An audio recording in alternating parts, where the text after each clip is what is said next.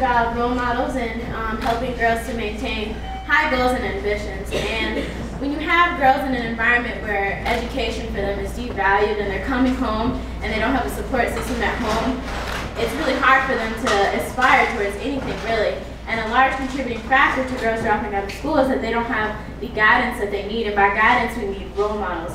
And without the adequate role models or efficient role models, how can they learn to maintain their passions or aspire to pursue their passions or even know how to begin to go towards their passions? So what we're trying to suggest is that we use the educational system that's already in place, and we employ teachers to also serve as the role models because they are the most consistent form of guidance that these girls already have.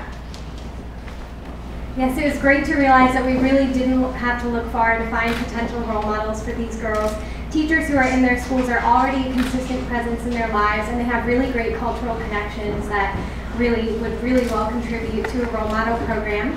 And they also have the unique opportunity to match the curriculum that the girls are learning with whatever goals they're interested in. So in addition to encouraging them, they have the ability to actually give these girls the concrete skills they need to go into whatever field they desire. So we came up with this idea that in order to serve as effective role models, teachers need to have resources as well as confidence in their own ability to make a change for these girls.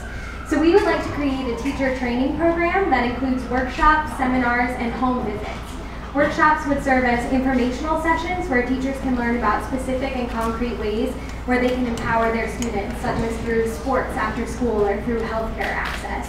Seminars serve as an open discussion where teachers can talk about issues like gender equality and the impact they have in the classroom.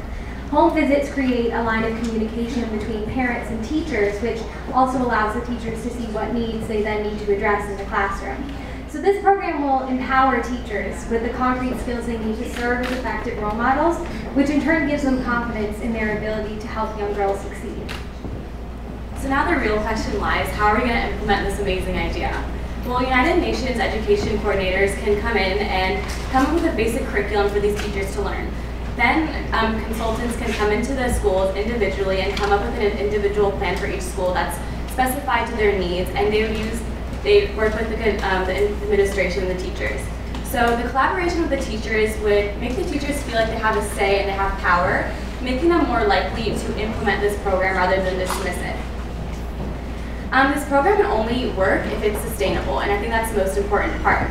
So the way that we would sustain this is that nothing is set in stone. So as cultures develop and advancements are made, this curriculum can mold along with it. It can be modified, and I think that's the most important part.